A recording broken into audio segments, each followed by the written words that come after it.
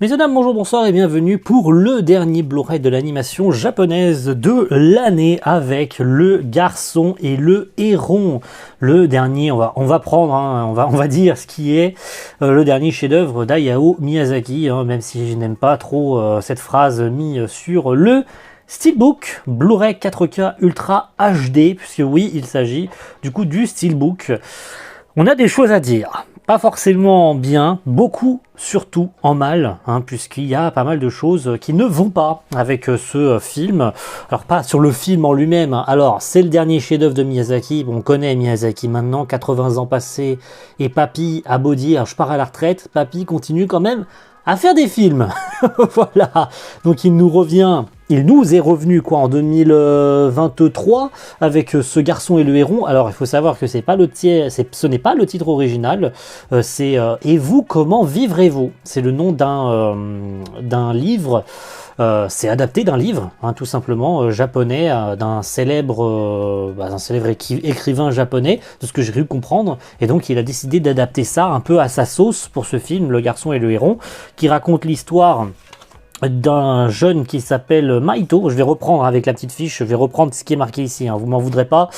Après avoir perdu sa mère dans un incendie, Maito, 11 ans, quitte Tokyo et s'installe avec son père à la campagne dans un vaste domaine appartenant à sa famille maternelle.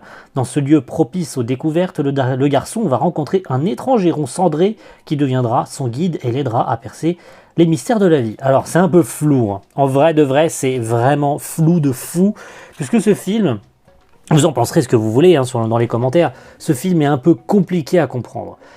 On y retrouve beaucoup, même pour ainsi dire tous les codes instaurés depuis des années, depuis plus de 40 ans en fait, par Miyazaki. On y retrouve toutes les thématiques, la thématique de l'objet ou de la personne qui vole, du jeune garçon, de la figure maternelle ou paternelle qui manque, il y a tout. Voilà, et en plus on est dans les années 30, à l'époque où il y avait une certaine guerre. Bon, vous la ferez pas et je vous le cacherai pas, c'est la Seconde Guerre mondiale. On est à une époque lors de la Seconde Guerre mondiale. Le film, il est magnifique. Voilà, autant dire ce qu'il en est. Niveau beauté, Ghibli ne déçoit jamais, et ça fait des années qu'ils ne déçoivent pas. Et avec ce film, c'est la même chose, sachant que ce film a été produit, et c'est pour ça que je vais recommander l'édition 4K Ultra HD, même si je ne pourrais parler que de l'édition 1080p, puisque j'ai pu récupérer certaines infos concernant le Blu-ray 1080p, parce que c'est lui qui cause problème en fait. Ce film a été nativement produit en 1080p, mais surtout pensé pour du 4K Ultra HD, HDR Dolby Vision. Ce film a été vraiment pensé pour du Dolby Vision et du HDR.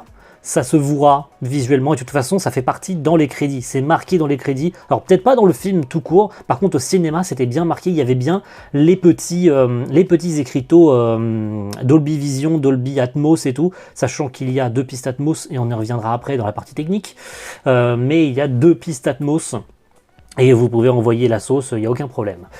Donc, ce Steelbook, alors c'est pas le meilleur Steelbook de l'année, très honnêtement. Par contre, tu me retires tout de suite le chef-d'œuvre d'Hayao Miyazaki. Ça fait déjà tout de suite plus sobre et tout, parce que franchement, on pourrait bien se passer de ces phrases d'accroche. Tu me mets juste Le Garçon et le Héron, point. Ça suffit, il n'y a pas besoin de mention plus que ça. Et quoi, tu veux faire comme... alors je sais plus qui c'est qui avait fait ça, c'est Crunchyroll avec Suzume, où ils te mettaient les petits trucs de la presse au-dessus et tout. Tu veux pas mettre tous les trucs de la presse en plein milieu aussi pendant qu'il y est? Retire-moi le chef-d'œuvre d'Hayao Miyazaki, on sait par qui c'est réalisé, c'est bon, il n'y a pas besoin de mettre son nom. On s'en bat les couilles, on sait que c'est Hayao Miyazaki. De toute façon, la presse, de manière globale, dès qu'ils voient marquer quelque part Hayao Miyazaki, c'est bandage tout dur. Voilà, parce que ils aiment bien parler d'Hayao Miyazaki, ils aiment bien comparer Hayao Miyazaki à tout le monde, et ils aiment bien, dès qu'un réalisateur fait un bon film, le comparer à Hayao Miyazaki. C'est infernal. Très honnêtement, c'est infernal. Limite, on en a presque envie que le Boog casse sa pipe pour qu'enfin on passe à autre chose. Mais bon, il fait toujours d'excellents films, donc pourquoi s'en priver, de toute façon. Donc il est beau ce Steelbook, on voit du coup, on voit Maito avec le héron cendré au centre, centré par rapport à ça.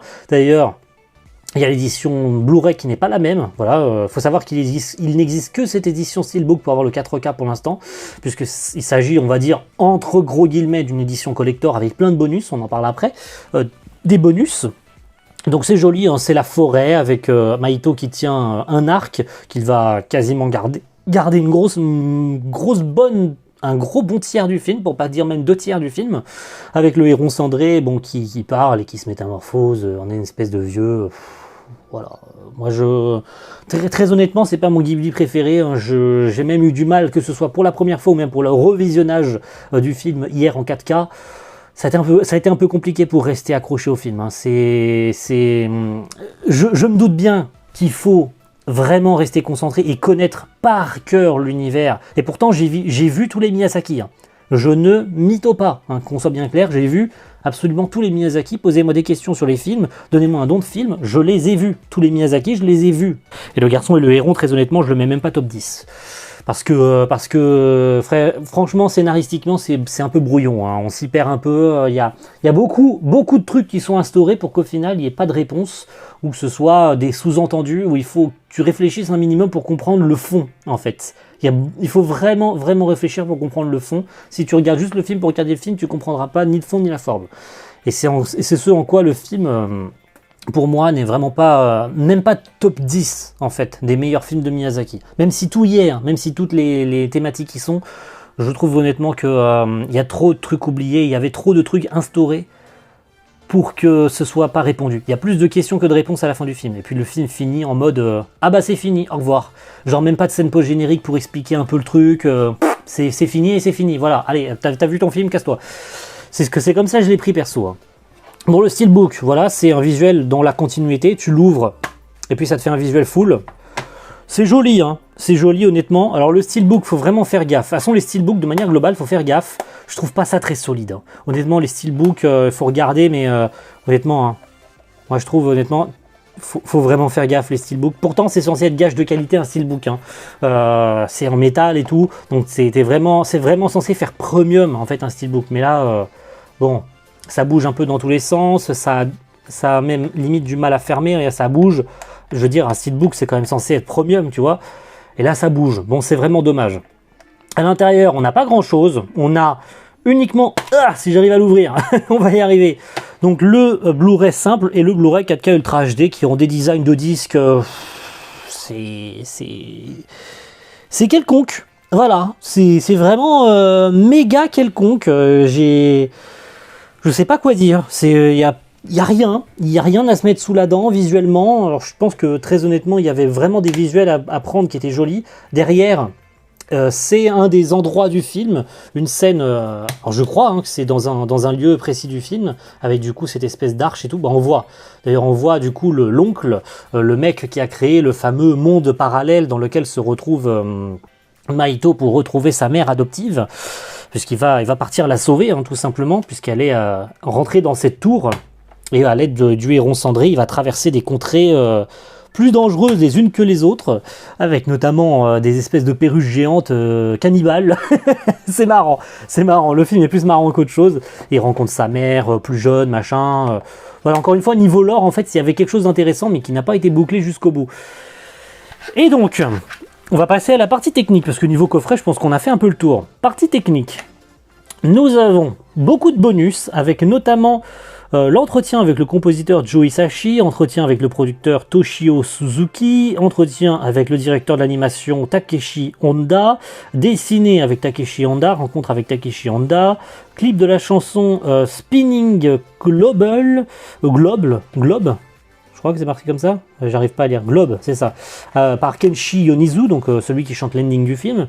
Le film entier, mais en storyboard, voilà, ça reste sympa, voilà. Par contre, il est uniquement en VF, et on va en parler de la VF, ouh, ça va piquer. Et des bandes annonces VO et VF. On a donc le Blu-ray simple 1080p, et le 4K Ultra HD, avec chacun une piste VO, VF en Dolby Atmos 7.1, ça semble logique, hein, c'est comme ça que sont les pistes Atmos, je vous les refais pas. Les bonus sont quant à eux en DTS HDMA, et j'ai cru comprendre qu'il y avait aussi une piste audio description. Alors à moins que ce soit la piste audio description qui soit en DTS HDMA, à moins que ce soit les bonus qui soient en lossless. Ça, j'ai cru comprendre qu'il y avait ça, qu'il y avait une piste lossless. Ça, c'est complètement con. Voilà, personne n'a compris et moi non plus je comprends pas pourquoi ça a été fait comme ça, mais il y a une piste, c'est certainement la piste de tous les bonus qui sont faits en lossless. Alors, on va dire qu'on s'en fout, à la limite on s'en fout, mais tu pouvais les mettre aussi en DTS HDMA. Pourquoi aussi? Ça c'est une question, parce que moi je comprends pas. C'est le novice en support physique qui parle, hein. Donc si jamais certains ont des réponses à m'apporter et plus de précision là-dessus, je suis preneur. Pourquoi avoir mis le Dolby Atmos sur le Blu-ray simple? Sur le 1080p, je veux dire, hein, pas voilà, qu'on contextualise un peu mieux. Pourquoi avoir mis la piste Dolby Atmos sur les VO-VF, hein, les deux pistes sont en Dolby Atmos. Pourquoi aussi avoir mis les bonus sur le disque 1080p et sur le disque 4K? Parce que oui, les bonus sont présents sur les deux disques, alors que honnêtement, les bonus pouvaient uniquement être sur le disque 1080p. On s'en fout des bonus sur le disque 4K, ça n'a aucun intérêt. Voilà, qu'on soit bien clair, les bonus n'ont pas été prévus en 4K, n'ont pas été filmés en 4K, n'ont pas été prévus pour être sur de la 4K, donc tu pouvais uniquement les mettre sur l'édition 1080p, ça suffisait. Là, les bonus sont présents sur les deux disques. Va chercher à comprendre pourquoi. Voilà. Et du coup, voilà, sur cette fameuse question, c'est pourquoi en fait avoir mis sur les deux disques 1080p et 4K, surtout pourquoi sur le 1080p avoir mis les pistes Dolby Atmos, alors que tu pouvais rester sur du DTS HDMA classique, comme sur l'audio description, hein, en DTS HDMA, ça suffisait largement, il n'y avait pas besoin d'aller chercher le Dolby Atmos partout. Même si ça reste quand même cool, hein, de l'avoir Dolby Atmos, hein, je dis pas. Hein. Mais bon, bref, c'est une incompréhension de ce côté-là. Ça, c'était plus le côté bonus. Maintenant, le côté technique. Alors là, il y a des choses à dire. Plus sur le Blu-ray 1080p qu'autre chose. Premièrement, vous allez m'expliquer pourquoi l'average du bitrate du Blu-ray 1080p est de seulement 16 mégabits. Voilà, vous allez m'expliquer comment c'est possible. J'ai cru comprendre, j'ai vu au message de Vic qu'il y avait effectivement un problème sur ce Blu-ray 1080p. Là, ça a l'air de piquer un peu quand même. Hein. L'average, c'est, on va dire, le bitrate moyen. C'est le bitrate moyen sur tout le film. Vous voyez bien sur ce screen que le débit, il varie énormément sur le film. On passe de 16 mégabits, on a un pic à 50 mégabits sur une seule scène. Et tout le reste, c'est yo-yo en fait. Hein. Le film joue au yo-yo. Je ne sais pas pourquoi ça joue au yo-yo comme ça sur le bitrate. Ça va évidemment faire fluctuer énormément la qualité vidéo. Sachant que, et j'en profite pour balancer ça, nous avons le master cinéma du film. Eh oui, nous avons le master cinéma et ça c'est pareil, c'est une incompréhension pour beaucoup. Pourquoi avons-nous le master cinéma? Et comment on sait qu'on a le master cinéma? Eh bien parce que l'encodage est en 24 images par seconde et pas en 23,976 comme sont la majorité des Blu-ray sur les éditions qu'on connaît. Le 24 images par seconde est le bitrate utilisé par le cinéma. Donc on sait d'avance on sait grâce à ces informations que nous avons le master cinéma du film et pas le master Blu-ray. Alors, est-ce que c'est une mauvaise chose? Très honnêtement, j'ai pas l'impression que ce soit si grave que ça qu'on ait le master Blu-ray. C'est ça, voilà. Mais par contre, ça pourrait expliquer aussi le débit variable, à moins qu'aussi Wildside, puisqu'on parle bien de Wildside, hein, ceux qui se sont occupés de ce film et qui distribuent ce film chez nous en Europe, ont fait n'importe quoi sur l'encodage. Ça c'est tout à fait possible, hein, voilà. Ils ont peut-être reçu un master qui est pas bon, ou je ne sais quoi, ou ils ont fait de la merde sur la personne qui devait s'occuper de l'encodage a fait n'importe quoi, sachant que, et je le répète, le film a été pensé et réalisé pour être vu en 4K. Donc il était, quand bien même, même si je ne vous montrais pas ces images avec le bitrate viewer et en voyant le débit, on se doutait bien que de toute façon le 1080p serait en dessous. On le savait, c'était impensable que le Blu-ray 1080p s'en sorte mieux que le 4K. Je veux dire, c'est indéniable. Sans le HDR, sans le Dolby Vision et tout, c'était logique que le Blu-ray 1080p s'en sorte moins bien. Mais par contre, là, c'est encore moins bon que ce qu'on pouvait penser. Là, le Blu-ray 1080p, il pique. Hein. Il pique vraiment. Hein. J'ai pas vu d'image. De toute façon, toutes les screens que je vous aurais montré du film sont tirés du Blu-ray 1080p. J'ai pas eu envie de regarder tout le film. Hein. Moi j'ai une TV 4K, Dolby Vision et tout le tralala. Donc forcément, vous vous doutez bien que j'ai regardé le film en Dolby Vision et tout le tralala. Ça semble logique. Mais pour quelqu'un qui verra le film en 1080p, je sens que ça va pas être beau, hein. Ça va pas être beau à voir, hein. Honnêtement, je pense que le 1080p, il doit piquer, hein. Il doit même vraiment piquer de fou, hein. Mais bon, si c'est la seule moyen pour vous de regarder le film, bah, vous devrez vous contenter de ça, malheureusement. Mais je peux le dire sans trop de crainte que le Blu-ray 1080p est pas bon en qualité vidéo. Voilà. Est-ce que je me trompe ? Est-ce que j'essaie de jouer un peu les pros alors qu'en fait je dis n'importe quoi ? Je n'en sais rien. Reprenez-moi si je dis n'importe quoi. Je veux être repris si je dis de la merde, qu'on soit bien clair. Les sous-titres sont pas mieux. Pour continuer, hein, parce que tant qu'à faire, on continue sur les mauvaises nouvelles. Hein. Les sous-titres ne sont vraiment pas mieux. Déjà parce que, vous m'excuserez, mais sous-titrage Ivanti by Transperfect, c'est bien de mettre que les sous-titres ont été faits chez Ivanti. C'est bien Whiteside, mais on veut savoir qui chez Ivanti a fait les sous-titres. Parce que de mettre la boîte, c'est bien, on s'en bat les couilles de savoir que c'est Ivanti qui a fait les sous-titres. On veut savoir quelle est la personne qui a fait les sous-titres. C'est bien la première fois, alors c'est pas la première fois. Par contre, à un moment donné, on est en 2024, on veut savoir qui a fait les sous-titres. C'est, je crois, quelque chose d'obligatoire de savoir qui a fait les sous-titrages. Donc, en 2024, un film aussi important que celui-là, de cacher, parce que c'est caché. Il y a marqué sous-titrage Ivanti, mais c'est pas le nom de la personne, c'est le nom de la société qui a sous-titré le film. Je suis désolé, mais vous êtes obligatoirement obligé de mettre quelqu'un. Parce que là, littéralement, la boîte cache qui a fait le sous-titrage.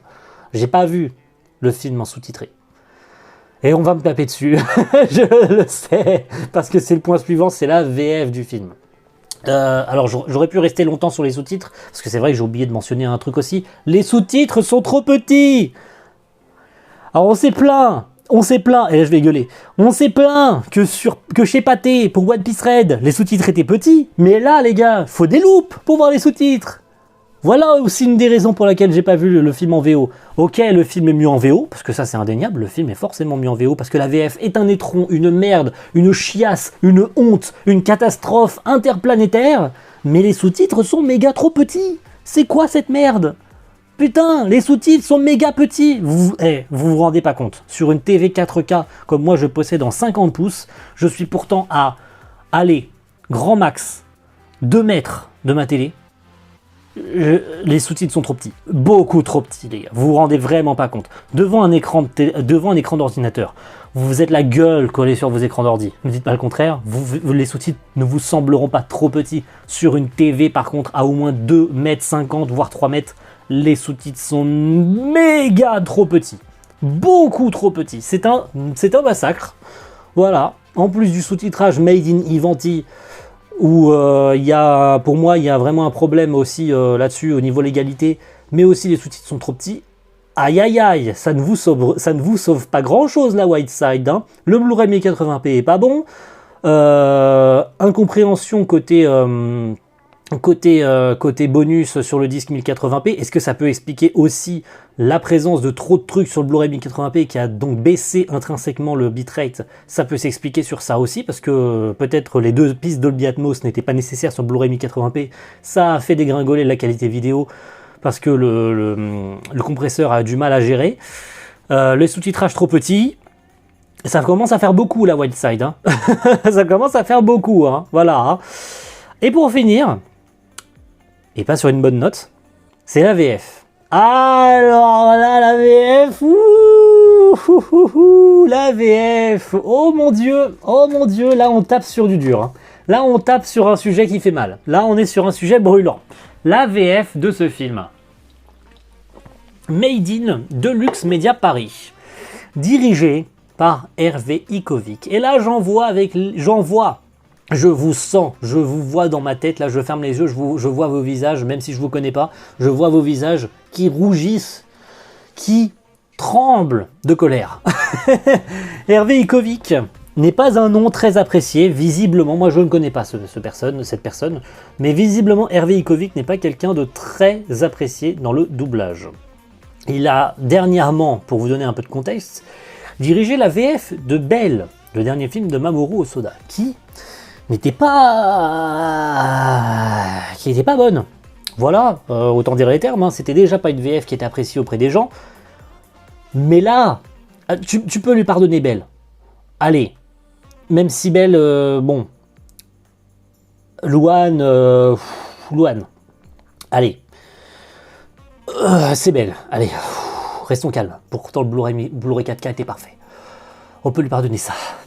Par contre, excusez-moi, hein, même moi qui ai revu ce film hier en VF, pardon, ne m'en voulez pas s'il vous plaît. Je l'ai fait parce que les sous-titres, merde, voilà, m'en voulez pas s'il vous plaît.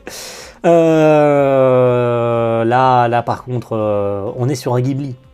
C'est un produit incroyablement important. Vous ne m'enlèverez pas ça.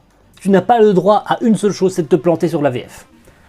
Je vous vois, je vous connais, j'en connais certains d'entre vous vont me dire les VF de Ghibli n'ont jamais tous été parfaites. C'est vrai, il y a des films Ghibli, la VF c'est un peu compliqué. Par contre, il y a quand même certains films Ghibli qui sont légendaires pour leur VF. On ne fera pas croire le contraire. Mais là c'est plus un ratage. Là c'est une abomination. Là la VF, elle est merdique, mais merdique c'est même pas le mot. Les comédiens n'en avaient rien à foutre. Ou bien Hervé et Kovic n'en avaient rien à foutre. Là la VF, elle est... Mais c'est... sur Terre qu'un truc pareil ait pu sortir. Mais c'est affreux. Honnêtement, c'est affreux qu'un truc pareil ait pu sortir. J'ai même pas envie de donner le nom. Et pourtant, je les ai en face des yeux, hein, les comédiens. Mais j'ai l'impression que les comédiens, ils savaient pas ce qu'ils foutaient là. Hervé Kovic, il savait pas ce qu'il foutait là. On lui a dit, tu vas doubler un film d'animation. Il en avait rien à branler. Il a fait ce qu'on lui demandait. Les comédiens, ils ont joué. Alors les comédiens, n'en parlons même pas. Je suis désolé pour les comédiens, hein, mais aucun d'entre eux n'a rien à foutre là, en fait. Vraiment, les comédiens, ils sont juste tous pas bons. Il n'y en a aucun qui est bon, en fait, dans le film. Donc, il n'y a rien à sauver sur cette VF. C'est un étron, un tas de merde qui n'a pas de raison d'exister et que tout le monde veut oublier. Oui, il y a des VF qui étaient catastrophiques. Mais là celle-là, je pense qu'on a trouvé The VF. Qu'on peut entrer dans le World Record, dans le World Record de la pire VF de l'univers. Je pense que là, il y en a des VF de merde. Hein, on les compte probablement par dizaines. Mais alors là, pour un film Ghibli en plus, qui plus est, ce qui fait que c'est pour ça qu'elle va être catégorisée comme la pire VF du monde, c'est que sur un film Ghibli, tu n'as pas le droit de te planter. Tu sais que c'est un film XXL qui va être vu par des millions de gens. Je vais pas dire milliers, millions de gens. Ghibli, les gars, ça marche méga bien en France.